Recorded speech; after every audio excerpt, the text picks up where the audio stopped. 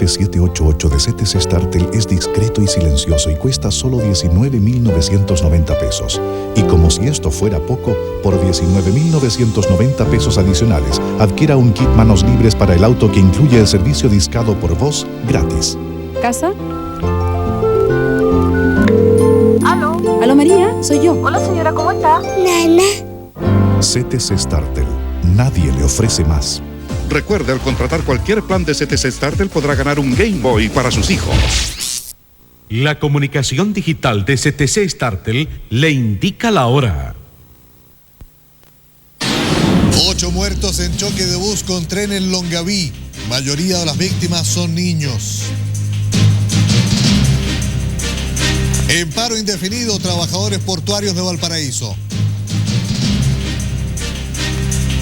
Ministro de Hacienda anuncia medidas económicas complementarias para combatir el desempleo. Contralor descartó que doctor Artaza haya cometido delito y aseguró que la legislación del sector salud es obsoleta. Brutal asesinato de periodista en Colombia conmueve a comunidad internacional. Juró nuevo ministro de Bienes Nacionales. Renunciado Sergio Vergara cuenta su verdad. Más de 1 millón de jóvenes no se inscribió en los registros electorales. Canal 13. Con el auspicio de 123 de Entel, Comunicaciones para el Hombre del Tercer Milenio, y Copec, primera en servicio, presenta Tele 13. Buenas noches. 8 personas, 7 de ellas menores de edad, murieron esta tarde en un accidente ferroviario ocurrido en Longaví, en la 7ª región. Era la 1 de esta tarde cuando el cruce Paine de Longaví sobre la vía férrea se tiñó de rojo y la pasarela instalada en el kilómetro 319 de la Panamericana Sur para prevenir atropellos se llenó de padres desesperados. Sus hijos se dirigían a esa hora a la escuela en microbús rural que fue arrollado por el tren Santiago-Chillán. ¡No quiero ver a mi hijo! Hasta las últimas horas de esta tarde, 8 personas, la mayoría niños, habían fallecido y otras 18 resultaron heridas. Las víctimas fatales fueron identificadas como Nicolás Lillo Méndez, de 6 años, Mario Toledo Aburto, Dani Vázquez Fuentes y Raúl Flores Campos, de 7, Patricio Villalobos Mesa, de 8, José Villalobos Barrientos, de 9, Víctor Muñoz Contreras, de 12 y Heriberto San Martín Méndez, de 20 años. De los 18 lesionados, 5 están en peligro de muerte. Una niña también ingresada muy grave que se intervenió rápidamente y tuvo que hacerse amputación de ambas piernas.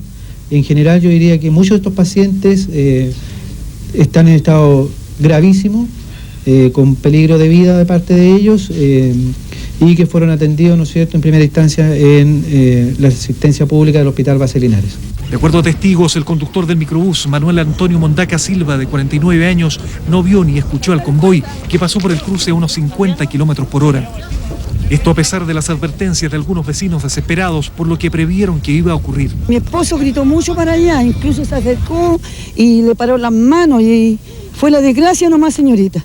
Yo estaba aquí en el cruce para tomar la micro para irme para el liceo y cuando vi que la micro no alcanza a cruzar y el tren la toma.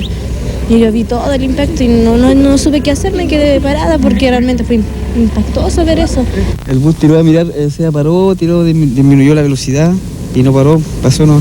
Se cruzó y según el chofer del bus dice que él no tiene visual hacia la línea, por la misma arbolera que hay y todo eso. Entonces se metió demasiado adelante de la línea. Para la policía ni siquiera será necesario investigar más a fondo. La responsabilidad de los accidentes de cruces ferroviarios siempre recae en los conductores que cruzan la vía en forma imprudente. En Valparaíso, con incidentes, culminó el primer día del paro indefinido de los trabajadores portuarios. Desde el puerto nos informa en vivo Iván Núñez. Buenas noches, Iván. Buenas noches, Jorge. Efectivamente, bastante agitadas están las aguas acá en el puerto de Valparaíso a raíz del paro que están realizando los trabajadores portuarios, quienes se oponen a la licitación realizada por el gobierno. Veamos qué ocurrió en este día, en el siguiente informe. Nosotros por tener esa edad, ya pasado 45 años, quedamos sin trabajo.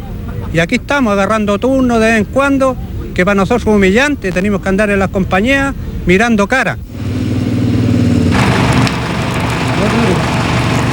Bueno, y lo que hay que hacer, bueno, paralizaciones no, es la única manera.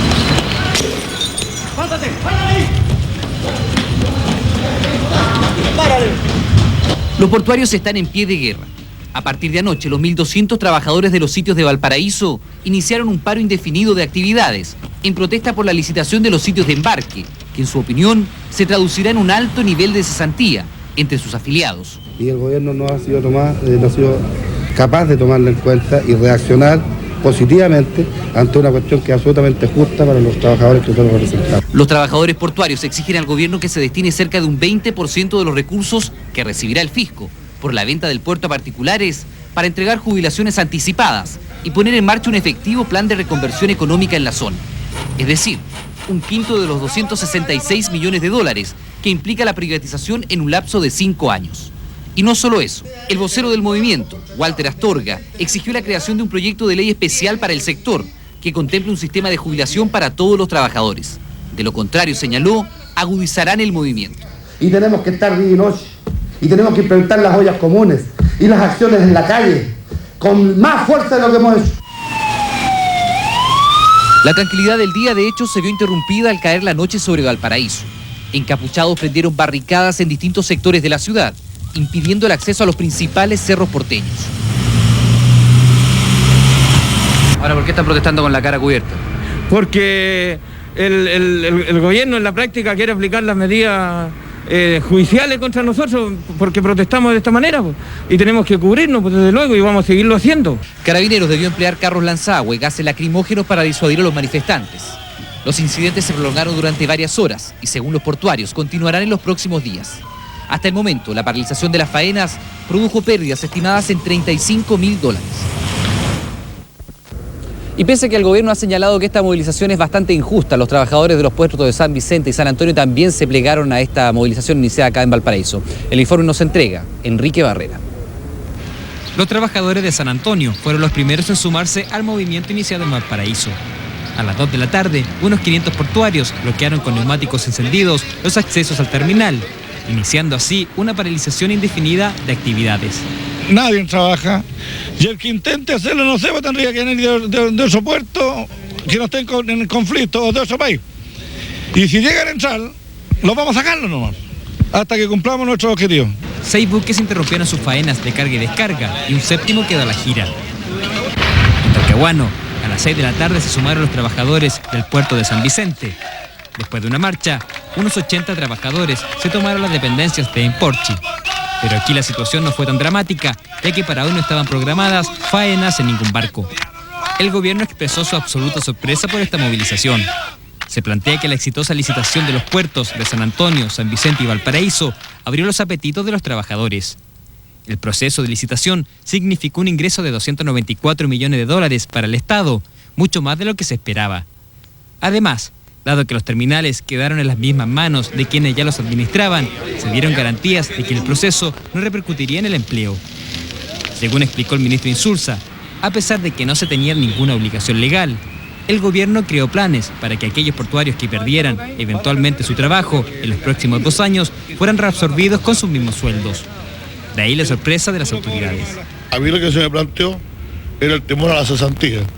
Y yo no sé cuánta gente en este país tiene trabajo garantizado por 4 años con el mismo sueldo que el día que se queda cesante. Yo quedé bastante perplejo por esto y mucho más cuando se dice que aquí hay que sacar un porcentaje. ¿Un porcentaje de qué? Si el que licita, ellos no son trabajadores de la empresa que está licitando, ni el licitador ni el licitado, ni tampoco el Estado. Entonces... Y como si esto fuera poco, el paro de Iquique, motivado por reivindicaciones salariales, cumplió 23 días.